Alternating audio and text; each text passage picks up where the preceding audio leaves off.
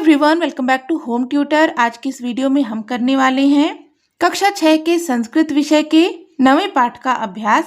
पाठ का अध्ययन हम कर चुके हैं।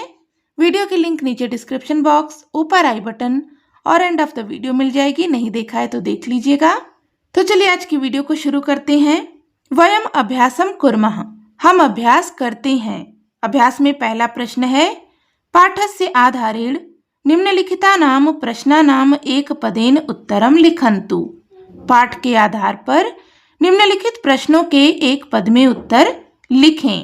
पहला है, भोजनान्ते पातुम योग्यम किम, भोजन के अंत में पीने योग्य क्या है। इस प्रश्न का उत्तर होगा तक्रम, यानी कि छाछ। भोजन के अंत में पीने योग्य छाछ है, अर्थात भोजन के अंत में छाछ पीना चाहिए। फिर है, सर्वदेवानां वंदनीयः कः, सभी देवताओं में वंदनीय कौन है। इस प्रश्न का उत्तर है मृत्युंजयः, मृत्युंजय अर्थात भगवान शिव। जयन्तः कस्य सुतः, जयंत किसका पुत्र है। इस प्रश्न का उत्तर है शक्रस्य, अर्थात शक्र का, यानी कि भगवान इंद्र का। फिर है, लंकायां मिलित्वा कस्य पूर्ण रूपम अस्ति, लंका में मिल करके किसका पूर्ण रूप है। इस प्रश्न का उत्तर है कुंभकर्णः, यानी कि कुंभकर्ण का। प्रश्न संख्या 2 है, पाठस्य आधारेण निम्नलिखितानां प्रश्नानां पूर्णवाक्येन उत्तरं लिखन्तु। पाठ के आधार पर निम्नलिखित प्रश्नों के पूर्ण वाक्य में उत्तर लिखें। पहला है, विष्णु पदम कथम प्रोक्तम, विष्णु पद को कैसा कहा गया है। इस प्रश्न का उत्तर है विष्णु पदम दुर्लभम प्रोक्तम, विष्णु पद को दुर्लभ कहा गया है। फिर है, कस्य आदि अंतः च न अस्ति, किसका प्रारंभ और अंत ना है।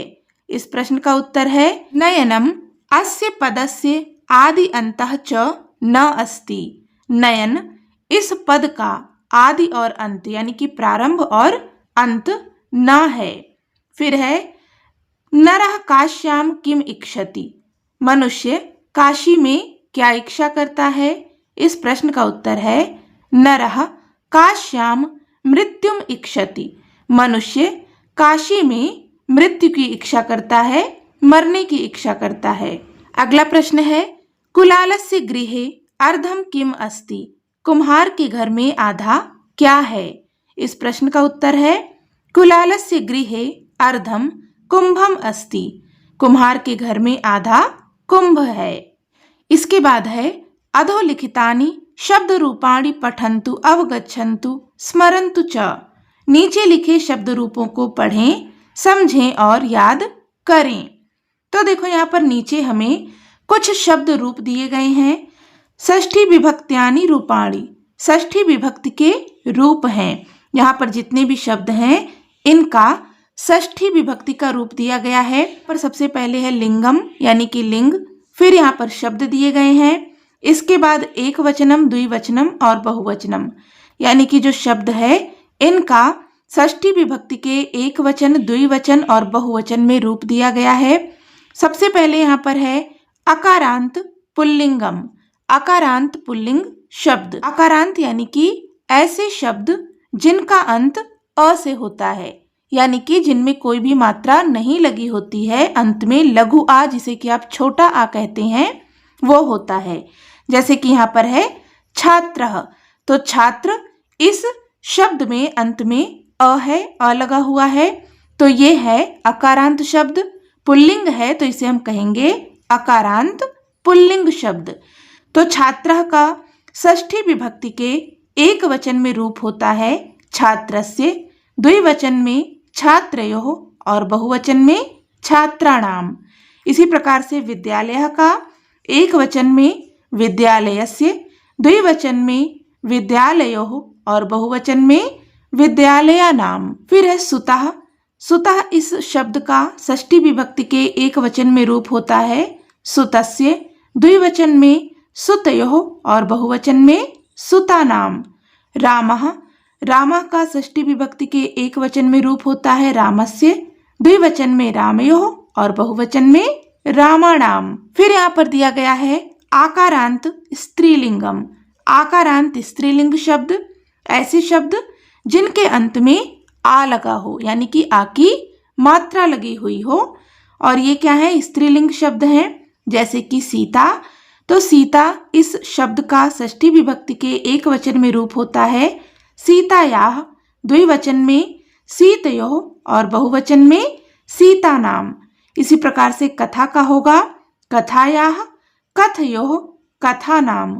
प्रिया का होगा प्रियायाः, प्रियोः, प्रियाणाम। आगे दिया गया है ईकारांत स्त्रीलिंगम, यानी कि ईकारांत स्त्रीलिंग शब्द ऐसे शब्द जिनके अंत में ई लगा हो, जिसका अंत ई से होता हो, यानी कि बड़ी ई की मात्रा लगी हो। जैसे कि नदी, तो नदी का षष्ठी विभक्ति के एक वचन में रूप होता है नद्याः, द्विवचन में नद्योः और बहुवचन में नदीनाम।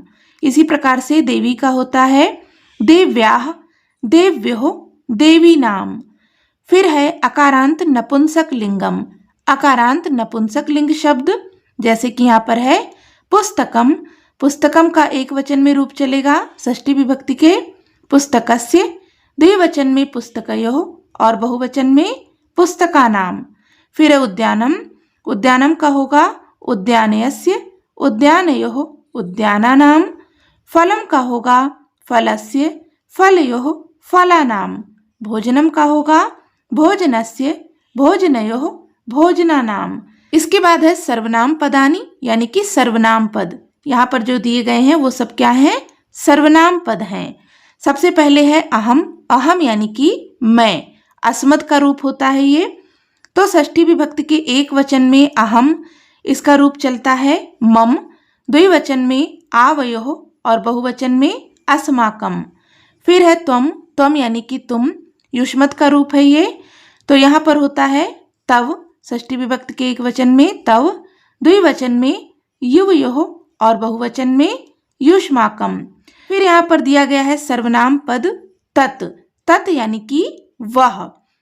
तो ये पुल्लिंग, स्त्रीलिंग और नपुंसक लिंग तीनों में इसके रूप चलते हैं। सबसे पहले तत् का पुल्लिंग रूप देखेंगे। षष्ठी विभक्ति के एक वचन में होता है तस्य, द्विवचन में तयोः और फिर बहुवचन में होता है तेषाम। फिर तत् स्त्रीलिंग षष्ठी विभक्ति का एक वचन में रूप होगा तस्याः, द्विवचन में तयोः और बहुवचन में तासाम। फिर तत् नपुंसक लिंग, इसका षष्ठी विभक्ति एक वचन में रूप होगा तस्य, द्विवचन में तयोः और बहुवचन में तेषाम। फिर एतत् यानी कि यह, तो इसका भी पुल्लिंग, स्त्रीलिंग और नपुंसक लिंग तीनों में रूप दिया गया है। एतत् पुल्लिंग के षष्ठी विभक्ति एक वचन में रूप चलता है एतस्य, द्विवचन में एतयोः और बहुवचन में एतेषाम। एतत् स्त्रीलिंग षष्ठी विभक्ति के एक वचन में रूप चलता है एतस्याः, द्विवचन में एतयोः और बहुवचन में एतासाम। और एतत् नपुंसक लिंग के षष्ठी विभक्ति एक वचन में रूप चलेगा एतस्य, द्विवचन में एतयोः और बहुवचन में एतेषाम।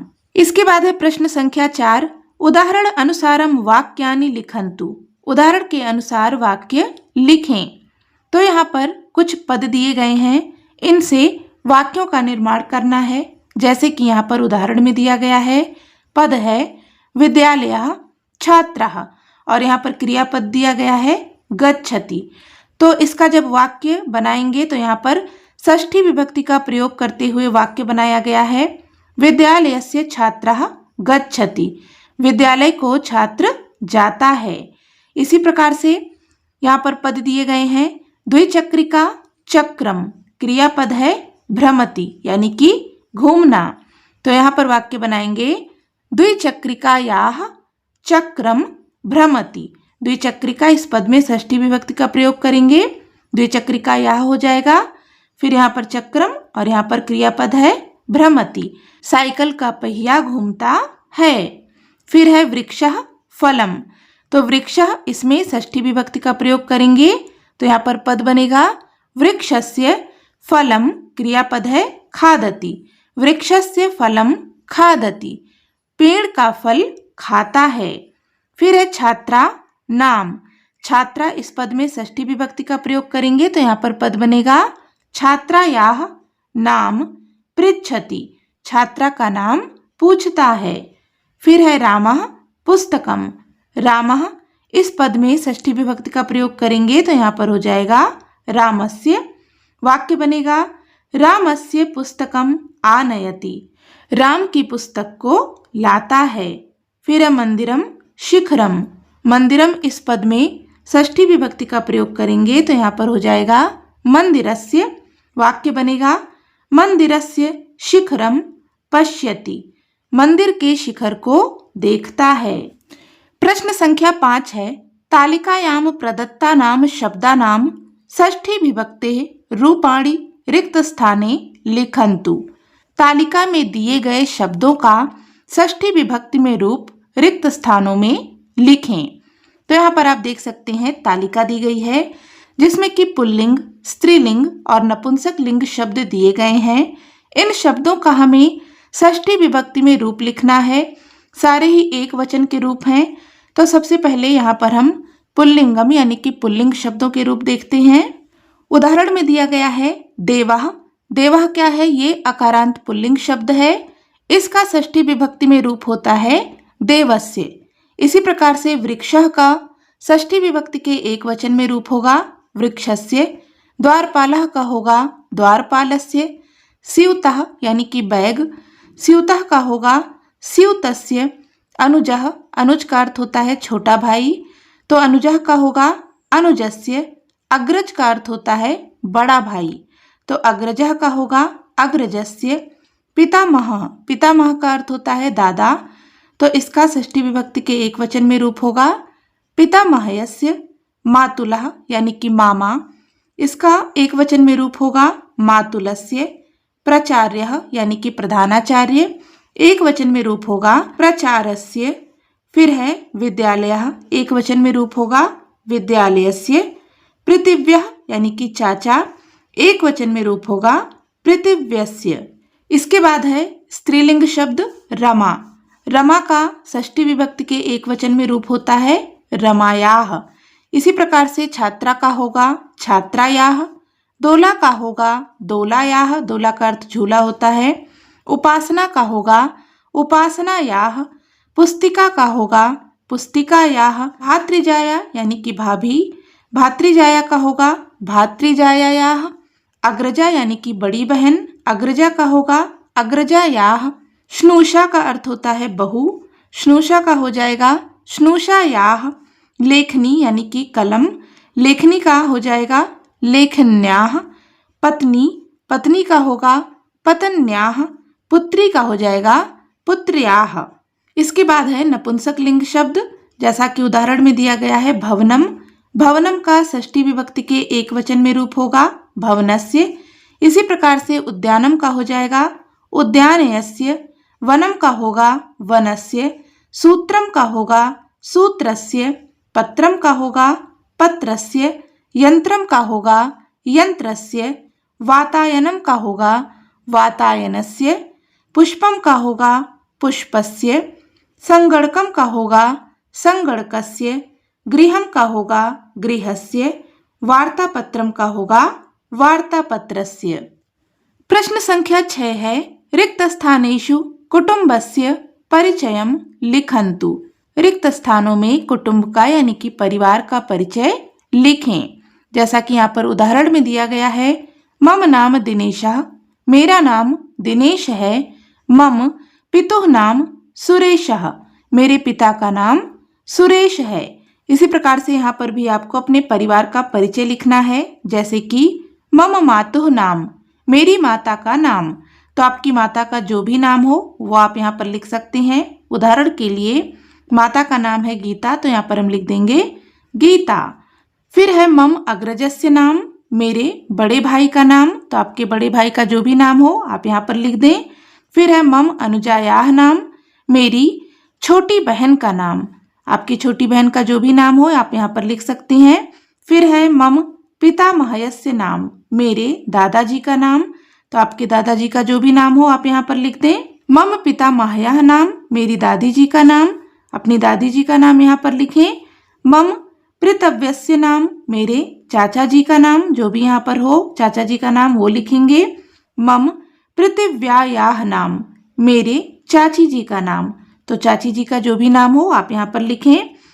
एतत् मम कुटुम्बकम, यह मेरा परिवार है। इसके बाद है प्रश्न संख्या 7।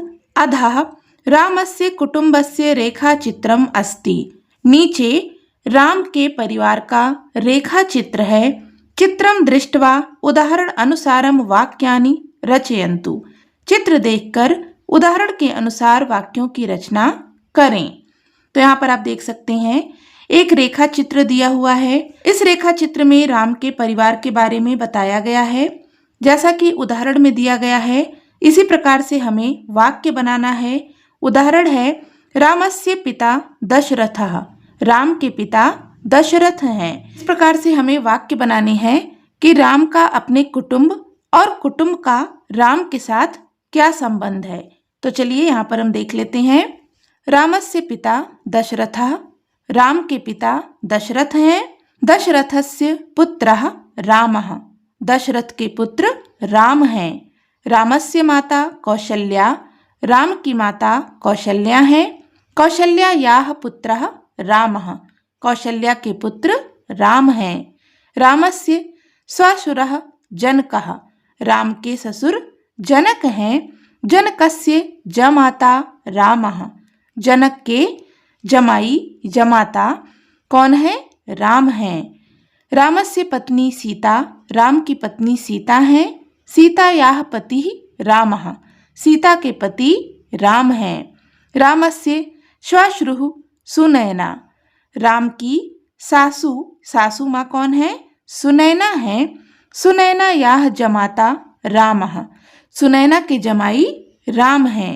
रामस्य अनुजः लक्ष्मणः, राम के अनुज यानी कि छोटे भाई लक्ष्मण हैं। लक्ष्मणस्य अग्रजः रामः, लक्ष्मण के बड़े भाई राम हैं। रामस्य पुत्रः लवः, राम के पुत्र लव हैं। लवस्य पिता रामः, लव के पिता राम हैं। इसी प्रकार से यहाँ पर माता सीता हैं, तो माता सीता का अपने कुटुंब यानी कि परिवार के साथ क्या संबंध है और परिवार का माता सीता के साथ क्या संबंध है, इस पर भी वाक्य बनाएंगे। सीतायाः श्वशुरः दशरथः, सीता के ससुर दशरथ हैं। सीता दशरथस्य श्नूषा, सीता दशरथ की बहू हैं। सीतायाः श्वश्रुः कौसल्या, सीता की सास कौसल्या हैं। कौशल्यायाः श्नूषा सीता, कौसल्या की बहू सीता हैं। सीतायाः पिता जनकः, सीता के पिता जनक हैं। जनकस्य पुत्री सीता, जनक की पुत्री सीता हैं। सीतायाः पति रामः, सीता के पति राम हैं। रामस्य पत्नी सीता, राम की पत्नी सीता हैं। सीतायाः माता सुनैना, सीता की माता सुनैना है। सुनैनायाः पुत्री सीता, सुनैना की पुत्री सीता है। सीतायाः देवरः लक्ष्मणः, सीता के देवर लक्ष्मण हैं। लक्ष्मणस्य भ्रातृजाया सीता, लक्ष्मण की भाभी सीता हैं। सीतायाः पुत्रः लवः, सीता के पुत्र लव हैं। लवस्य माता सीता, लव की माता सीता हैं। इसके बाद है प्रश्न संख्या 8। निम्नांकित पुस्तक सूची मध्ये कस्य उपरि किम अस्ति इति लिखन्तु। निम्नलिखित पुस्तक सूची के बीच किसके ऊपर कौन है या क्या है लिखें। तो यहाँ पर आप देख सकते हैं कुछ पुस्तकों के नाम दिए गए हैं, सूची है एक पुस्तकों की। इसमें हमें बताना है कि कौन सी पुस्तक के ऊपर कौन सी पुस्तक है। जैसे कि यहाँ पर उदाहरण दिया गया है, लीलावत्याः उपरि पंचतंत्रम अस्ति, लीलावती के ऊपर पंचतंत्र है। भगवत गीतायाः उपरि लीलावती अस्ति, भगवत गीता के ऊपर लीलावती है। आप यहाँ पर देख सकते हैं चित्र में लीलावती के ऊपर पंचतंत्र है, भगवत गीता के ऊपर लीलावती है। तो इसी प्रकार से यहाँ पर रामायण के ऊपर भगवत गीता है, तो वाक्य बनाएंगे रामायणस्य उपरि भगवत गीता अस्ति। फिर हितोपदेश के ऊपर रामायण है, तो वाक्य बनाएंगे हितो उपदेशस्य उपरि रामायणम अस्ति। हितो उपदेश के ऊपर रामायण है। फिर योग शास्त्रम के ऊपर हितोपदेश है, तो वाक्य बनाएंगे योग शास्त्रस्य उपरि हितोपदेशः अस्ति। फिर यहाँ पर रघुवंशम है, रघुवंशम के ऊपर योग शास्त्रम है, वाक्य बनाएंगे रघुवंशस्य उपरि योग शास्त्रम अस्ति। रघुवंशम के ऊपर योग शास्त्र है। इसके बाद है मनुस्मृति। मनुस्मृति के ऊपर है रघुवंशम, वाक्य बनाएंगे मनुस्मृत्याः उपरि रघुवंशम अस्ति। मनुस्मृति के ऊपर रघुवंशम है। फिर अमरकोश के ऊपर कौन है? मनुस्मृति है, तो यहाँ पर वाक्य बनाएंगे अमरकोशस्य उपरि मनुस्मृति अस्ति। अमरकोश के ऊपर मनुस्मृति है। अष्टाध्यायी के ऊपर अमरकोश है, तो यहाँ पर वाक्य बनाएंगे अष्टाध्यायाः उपरि अमरकोशः अस्ति। फिर महाभारतम के ऊपर अष्टाध्यायी है, वाक्य बनाएंगे महाभारतस्य उपरि अष्टाध्यायी अस्ति। महाभारत के ऊपर अष्टाध्यायी है। अर्थशास्त्रम के ऊपर महाभारत है, तो वाक्य बनाएंगे अर्थशास्त्रस्य उपरि महाभारतम अस्ति। अर्थशास्त्र के ऊपर महाभारत है। इसके बाद है योग्यता विस्तरः। पहला है प्रकृष्टा हेलिका प्रहेलिका। हेला इत्यस्य क्रीडा इत्यर्थम अस्ति। प्रहिलति अभिप्रायं सूचयति इति प्रहेलिका। विनोदकलासु प्रहेलिका अंतर्गता भवति। खेलों में उत्तम पहेलियां होती हैं। हेला इस शब्द का अर्थ खेल है। पहेली में अभिप्राय को सूचित किया जाता है। पहेलियां मनोरंजन कलाओं के अंतर्गत होती हैं। फिर है षष्ठी विभक्ति परिचयम प्राप्नुवन्तः। षष्ठी विभक्ति का परिचय प्राप्त करते हैं। यत्र संबंधः भवति तत्र षष्ठी विभक्ति भवति। तो षष्ठी विभक्ति क्या होती है? यत्र संबंधः भवति, जहाँ संबंध होता है, तत्र षष्ठी विभक्ति भवति, वहाँ षष्ठी विभक्ति होती है।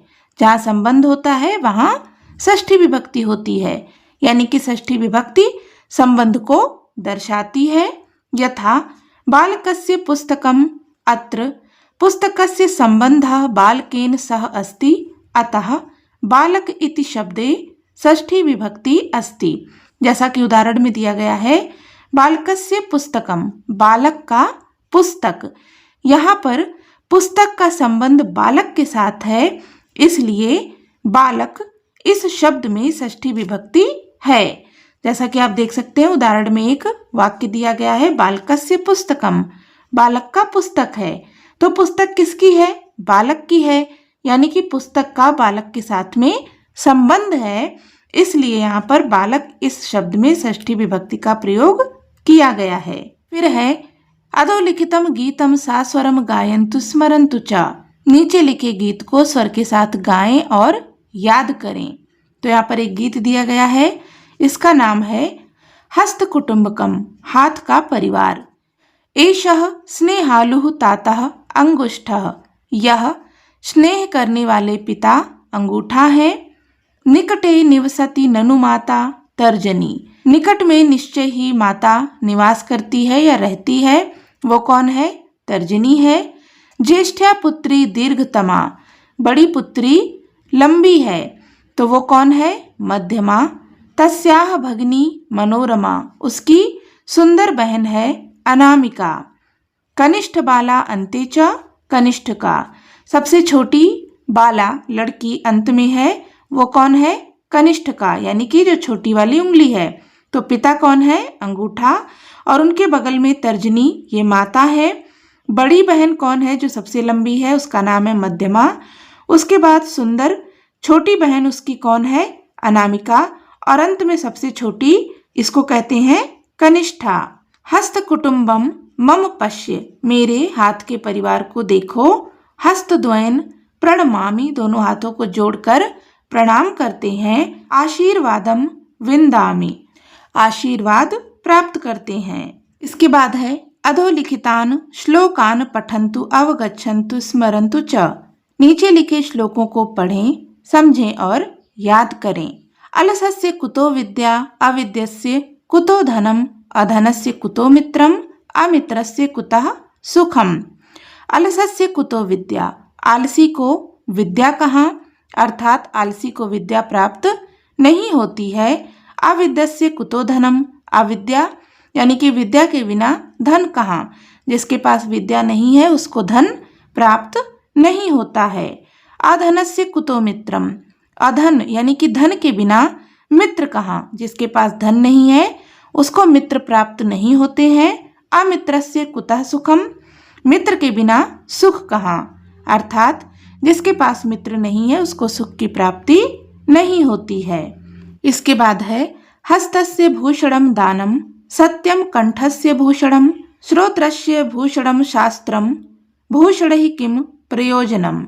हस्तस्य भूषणम दानम, हाथ का आभूषण दान है। सत्यम कंठस्य आभूषणम, सत्य कंठ यानी कि गले का आभूषण है। श्रोत्रस्य भूषणम शास्त्रम, कानों का आभूषण शास्त्र है। भूषण ही किम प्रयोजनम, आभूषणों की क्या आवश्यकता। तो इस प्रकार हमने यहाँ पर इस पाठ का अभ्यास पूरा कर लिया है। पाठ से संबंधित कोई भी डाउट हो तो आप कमेंट करके पूछ सकते हैं। वीडियो हेल्पफुल लगी हो तो प्लीज इसे लाइक करें, हाइप करें, दोस्तों के साथ में शेयर करें और चैनल पर नए हैं तो सब्सक्राइब भी कर लें। मिलते हैं नेक्स्ट वीडियो में, तब तक के लिए take care and bye bye.